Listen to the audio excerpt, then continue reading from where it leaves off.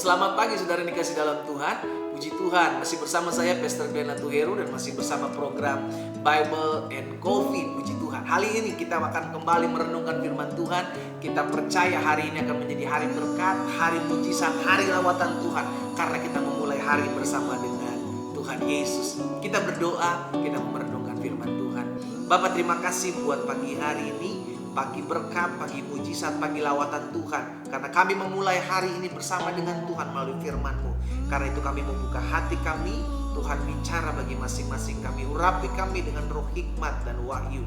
Sehingga kami mengerti akan kebenaran. Di dalam nama Tuhan Yesus kami berdoa. Haleluya.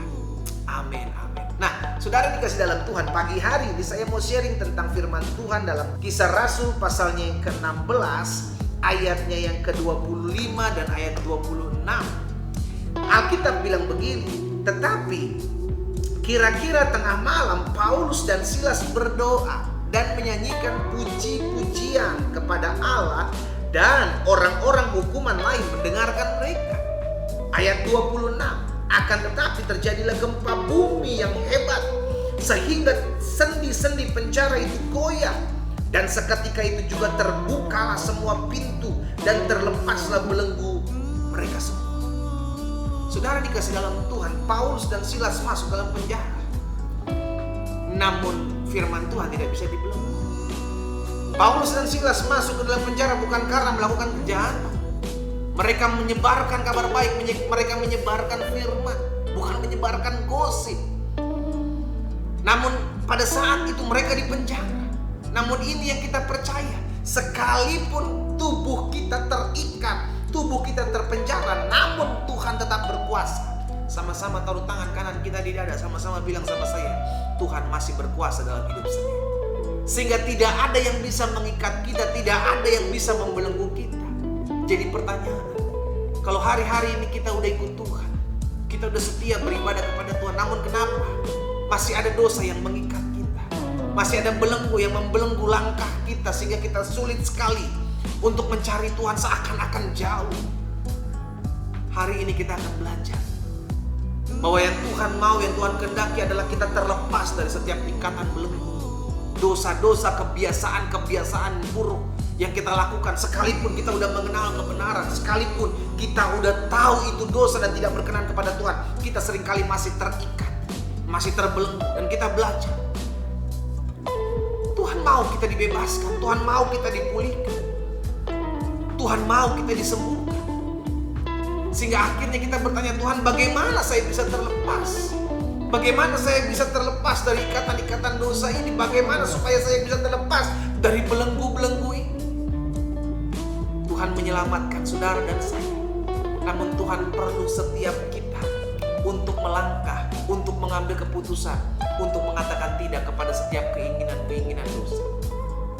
Dan kita belajar, sekalipun Rasul Paulus dan Silas di penjara, dia seakan-akan terikat, seakan-akan terbelenggu.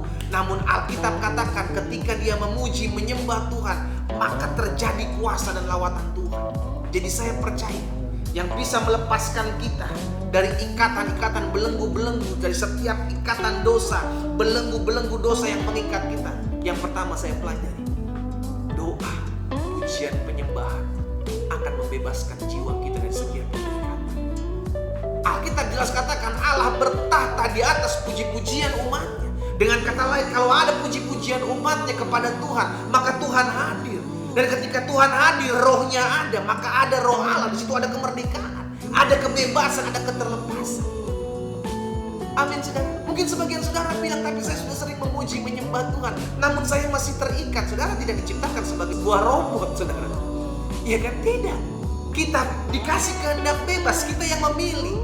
Dengan kita memuji, menyembah Tuhan, bukan berarti otomatis kita tidak terlepas dari keinginan-keinginan. Keinginan masih timbul dalam dosa, keinginan masih timbul dalam hati kita untuk melakukan dosa. Namun keinginan itu kita taklukkan di dalam nama Yesus. Kita punya kuasa, sehingga bukan kita lagi, melainkan roh Allah yang menolong dan menopang kita. Namun bagian kita apa? Mengatakan tidak. Bagian kita lari menjauh, bukan lari mendekat. Sehingga setiap keterikatan, Setiap keterbelengguan ketika kita bawa dalam doa pujian penyembahan, bukan berarti intimidasi itu, bukan berarti keinginan-keinginan untuk berbuat dosa tidak ada lagi. No, selama Alkitab bilang, Paulus bilang, selama saya masih ada diam di dalam kemah ini, dalam tubuh ini, maka saya melakukan apa yang tidak berkenan. Apa yang pengen saya buat justru bertentangan dengan apa yang Roh Allah mau. Sebab keinginan daging kita miliki, namun keinginan roh kita juga miliki kalau kita memiliki hubungan yang baik dengan Tuhan melalui doa dan pujian penyembahan. Namun keinginan daging kenapa masih ada? Karena kita masih dalam hidup dalam daging. Kita masih tinggal dalam kemah ini. Nah, bagian kita adalah mengatakan tidak. Jadi saya percaya belenggu dan ikatan-ikatan ini bisa kita lepaskan ketika kita belajar untuk dekat dengan Tuhan. Doa, pujian, penyembahan kepada Tuhan. Kita mulai hari ini dengan doa, dengan pujian penyembahan kepada Tuhan. Melalui perenungan firman Tuhan kita berkata, Tuhan Kau baik, Tuhan Kau dahsyat, Kau melakukan apa yang baik, dahsyat dan luar biasa dalam kehidupan. Dan yang kedua saya pelajari bagaimana kita dapat terlepas dari belenggu yang memenjarakan hidup kita. Ada ucapan syukur. Kita belajar untuk selalu bersyukur. Apa yang Tuhan beri, apa yang Tuhan percayakan, kita hidup dalam rasa syukur. Jangan pernah bersungut-sungut, karena mulai dari persungutan maka engkau akan hidup dan tinggal dalam dosa. Persungutan adalah dosa dan tidak berkenan di hadapan Tuhan. Sehingga akhirnya kita memiliki hati yang bersyukur ketika kita menerima apa yang Tuhan percayakan dalam hidup kita tanpa membanding-bandingkan dengan orang lain. Dan yang ketiga saya pelajari bagaimana kita bisa melepaskan diri kita dari setiap keterbelengguan, setiap keterikatan. Yang ketiga, belajar memiliki pikiran yang dipenuhi dengan hal-hal yang membangun. Paulus bilang, apa yang baik, apa yang sedap dengar, apa yang patut dipuji, apa yang manis, pikirkanlah semuanya itu. Peperangan dimulai dari pikiran. Hari ini kita belajar firman Tuhan. Doa, pujian, penyembahan akan membawa engkau masuk dalam dimensi Allah. Akan membawa kita masuk dalam kuasa Tuhan dan mengingatkan kita bahwa di dalam penyembahan pujian kita kepada Tuhan, Roh Allah hadir. Ketika Roh Allah hadir akan menguatkan kita dan akan ada kemerdekaan sehingga kita bisa mengatakan tidak kepada setiap keinginan-keinginan daging kita. Yang kedua, kita belajar hidup bersyukur. Ketika kita belajar hidup bersyukur, maka kita akan berterima kasih buat setiap apa yang Tuhan percayakan dalam hidup kita. Kita tidak lagi tinggal dalam dosa persungutan, melainkan kita selalu berterima kasih.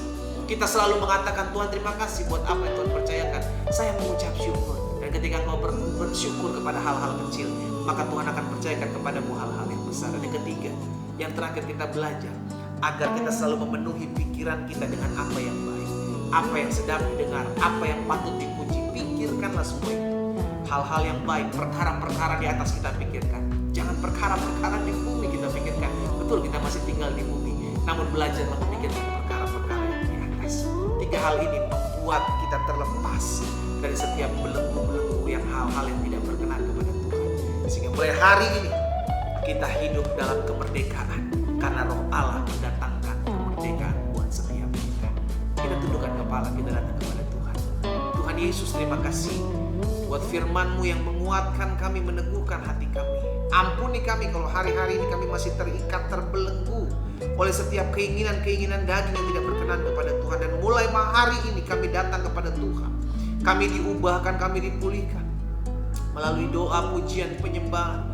Kami diingatkan bahwa Roh Allah hadir, dan Roh Allah hadir mendatangkan kemerdekaan melalui hati yang selalu bersyukur dan melalui pikiran yang selalu memikirkan hal-hal yang baik dan berkenan. Kami diubahkan dan hidup kami mengalami kemerdekaan. Tuhan tolong kami biar setiap kami selalu diperbaharui hari demi hari oleh kebenaran firman-Mu. Kami berdoa biar sepanjang hari ini hidup kami mempermuliakan nama Tuhan. Di dalam nama Tuhan Yesus kami berdoa dan bersyukur. Haleluya. Amin, amin, amin. Kita nikmati